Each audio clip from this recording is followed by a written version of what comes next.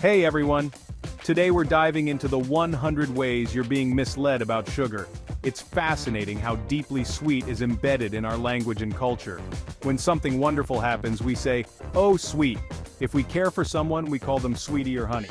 Grandma might ask for a kiss by saying, "Give me some sugar." We even call a great deal a sweet deal. After a wedding, there's a honeymoon. Our love for sweets is ingrained in us, tied to our very survival. The sweet taste is hardwired into our brain's reward centers. Historically, recognizing sweet things was crucial because they could raise blood sugar, releasing insulin, a fat-storing hormone. This mechanism was advantageous during times of feast and famine, allowing us to store fat when food was plentiful and use it when food was scarce. But let's be real. When was the last time you faced a famine?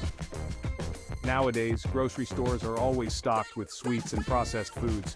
This constant availability has turned our once beneficial sweet tooth into a liability.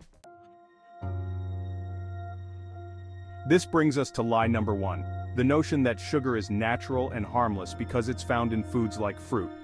Yes, our ancestors consumed fruit and honey, but in much smaller quantities and with other nutrients like fiber. Today, sugar is processed and added to thousands of products. There's nothing natural about that. Lie number 2, fat is the villain. For decades, we've been told that fat causes obesity, diabetes, and heart disease.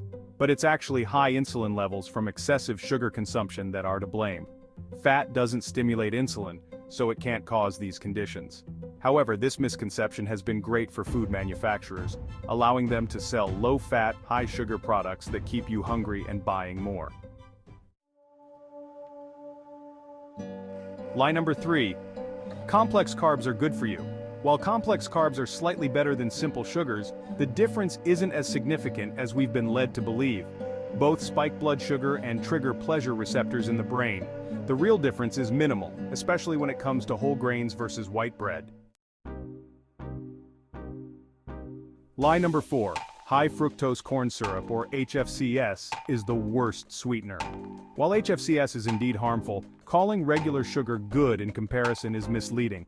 Both are terrible for your health, causing spikes in blood sugar and contributing to fatty liver and metabolic diseases. Lie number 5. The marketing of net carbs. Food labels often subtract fiber and sugar alcohols from total carbs to present lower net carbs. However, many sugar alcohols still impact blood sugar and metabolism. The only exception is erythritol, which has minimal effects but should still be consumed in moderation.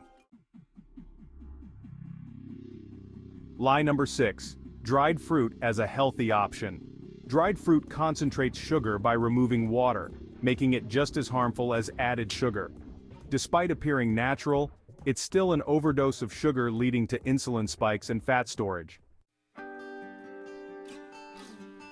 Despite the rampant misinformation, there's hope. The USDA recommends less than 50 grams of added sugar per day, while the American Heart Association suggests 25 grams. Even less is better. However, food manufacturers continue to deceive by using different names for sugar like fruit juice, concentrate, or brown rice syrup. To avoid being misled, stick to whole foods. If a product has a label, it's likely processed. Meat, broccoli, and other whole foods don't need labels. Keep it simple, and you'll stay on the right path. If you found this video helpful, make sure to like, share, and subscribe. Click the bell icon to get notifications for our latest life-saving videos. Thanks for watching.